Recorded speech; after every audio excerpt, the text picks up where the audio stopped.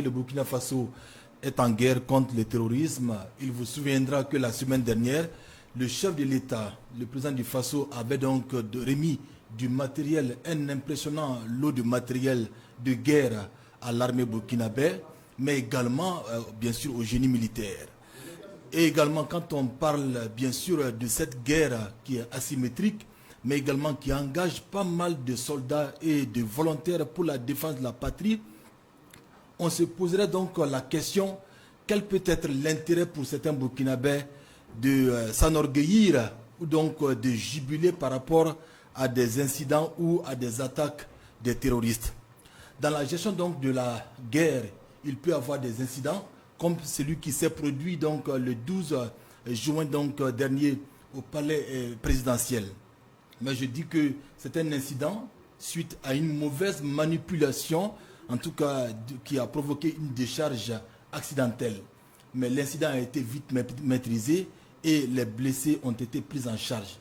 Du reste, pour ce qui concerne bien sûr tous ces avatars, ces commentaires sur la toile, on va vraiment se poser la question sur la nature et l'essence donc de ces différentes attaques sur le Burkina Faso et sa transition. Du reste, on n'est pas du tout surpris, car c'est un peu ça à dessein. Bien sûr, les ennemis de la transition sont à l'affût. Tous les incidents, tout ce qui peut vraiment leur permettre d'alimenter, en tout cas leur quotidien, bien sûr, sont des choses bonnes à prendre. En tout cas, la lutte continue et le Burkina Faso reste debout. Alors, sur les réseaux sociaux, on a vu toutes sortes de commentaires. Comment as-tu trouvé cette animation particulière sur la toile? Il faut dire que ce n'est pas étonnant venant de certains Burkinabés qui se sont transformés en donneurs de leçons et qui veulent porter donc cette charge morale en ce qui concerne la guerre qui se déroule sur le terrain au Burkina Faso. Bien sûr, donc ces personnes veulent nous faire porter la charge morale donc à ces autorités de la transition.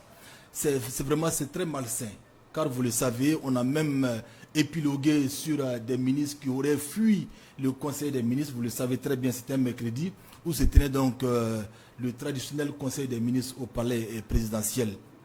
Donc on a épilogué sur des ministres qui auraient fui. On a même dit qu'il y avait des cadavres qui jonchaient donc devant le grand portail de la présidence du Faso et qu'il y aurait donc des morts. On parle même de dizaines de morts. Je pense que ça rentre un peu dans le schéma. Il faut diaboliser pratiquement la transition. Il faut diaboliser le processus en cours au Burkina Faso dont tous les moyens sont bons pour arriver à bon port. Je pense que ce n'est pas étonnant, mais ce qui est désolant, que ces agitations viennent de certains Burkinabés, de ceux qui se réclament patriotes, qui veulent donner des leçons à d'autres Burkinabés en matière de gestion d'une crise. En tout cas, c'est vraiment désolant. Quand on regarde un peu ces écrits, c'est très malsain et à la limite, c'est révoltant. Je pense que le peuple burkinabé tirera donc leçon de tout cela.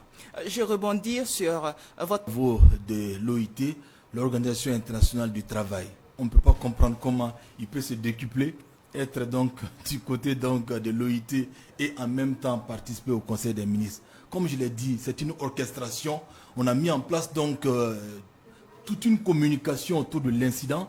Du reste, ce n'est pas le seul incident qui s'est produit au palais présidentiel. On a vu des personnes qui ont essayé donc de bousculer, bien sûr, la sentinelle, des personnes qui ont essayé donc de bousculer certaines barrières et qui ont été prises en charge, en chasse donc par la garde présidentielle. Mais pourquoi se focaliser davantage sur ces incidents, même si on peut donc se poser la question si ce n'est pas mineur ou pas, mais ce qui est important, c'est vraiment l'absurdité qui anime ces genres de commentaires à travers, bien sûr, la toile. Car Bassouma n'était pas au Burkina Faso et aucun ministre n'a fui. Du reste, nous avons vu le compte rendu du Conseil des ministres. Juste après le Conseil des ministres, les ministres donc se sont prêtés aux questions, bien sûr, de la presse présidentielle par rapport donc à certaines informations qui venaient d'être prises au niveau du Conseil des ministres. Alors, Chérif, il y a aussi un cas flagrant, vacance du pouvoir et le chef de l'État qui fait don de sang. Mais justement, comme je l'ai dit, c'est une orchestration. On parle de vacances du pouvoir. On a même entendu, bien sûr, des Burkinabés qui sont, bien sûr, de l'autre côté donc, de la frontière précisément en Côte d'Ivoire, des Burkinabés qui auraient dit sur certains réseaux sociaux que le chef de l'État s'est retrouvé donc du côté du Togo et que bon, il négocierait donc bien sûr une sorte d'exil bien sûr avec le président Faure Gnassingbé. Je pense que l'information ainsi dite malheureusement n'a pas été corroborée et que nous avons aperçu le président du Faso hier donc dans une cérémonie où il remettait donc du sang pour accompagner cette initiative des donneurs de sang bénévoles. C'est une orchestration, la logique est bien connue, on sait comment les choses fonctionnent. Je pense qu'il appartient au peuple burkinabé de savoir raison garder. Il faut garder la marche, il faut garder vraiment la sérénité car la bataille sera très longue et difficile. Mais c'est ce qui fait la force des nations. Et toutes les grandes nations de ce monde se sont battues dans l'adversité et dans la douleur. Alors, en tout cas, les commentaires sont allés à bon train et dans tous les sens. De ce que vous avez pu constater, est-ce que c'était sur des pages individuelles ou des médias aussi sont entrés dans cette bourde? Bon, il y avait un amalgame bien sûr de commentaires sur certaines presses en ligne également, mais aussi donc sur des pages. Mais, donc, vous le savez déjà, quand vous atteignez environ 25 000 abonnés sur votre page, vous êtes considéré comme un média à part entière. Donc quelque part, c'est vraiment...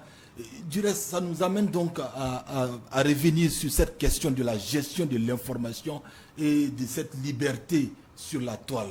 Vous le savez, la Corée du Sud, en 1960, avait le même niveau de développement que le Burkina Faso. Et nous sommes en 2024, la Corée du Sud est la 10e économie du monde. C'est un pays école où il est intéressant que les uns et les autres se posent la question comment ce pays, qui était jadis considéré comme l'un des plus pauvres au monde, est devenu subitement, avec beaucoup donc de manières, une 10e économie du monde. C'est par le travail, c'est par la discipline. Et donc, il est important que les autorités de la transition réfléchissent davantage sur cette notion de liberté sur la toile. Facebook, tout ce qu'il y a sur, en tout cas le marché comme réseau social, il faut donc réfléchir sur la liberté que les Burkinabés ont à travers ces réseaux sociaux. Sinon, on va continuer donc, c'est-à-dire qu'on va continuer à agir négativement pour l'avenir de ces pays et ce n'est pas du tout intéressant.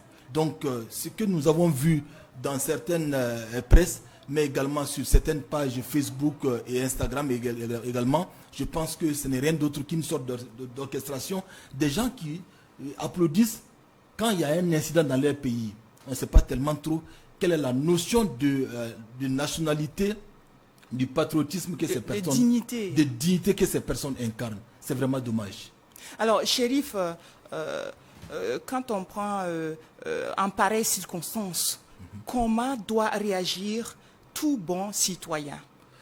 Mais je pense que ce qui a été beaucoup intéressant dans la gestion donc, de l'incident, c'est vrai que la communication gouvernementale a un peu traîné, mais je pense que les Burkinabés animés de bon sens, les Burkinabés soucieux donc de l'avenir de leur pays, les gens ont essayé de faire le distinguo entre vraiment ce qu'on peut appeler donc ces avatars en panne de publicité qui ont essayé d'enflammer la toile, à la limite créer donc une sorte de psychose au sein de la population. Je pense que les Burkinabés ont fait la part des choses. Les gens ont essayé de regarder ce qui se passe. On a même dit qu'ils ont aperçu des hélicoptères, 3 hélicoptères donc au-dessus de la présidence qui auraient évacué le président du Faso, etc.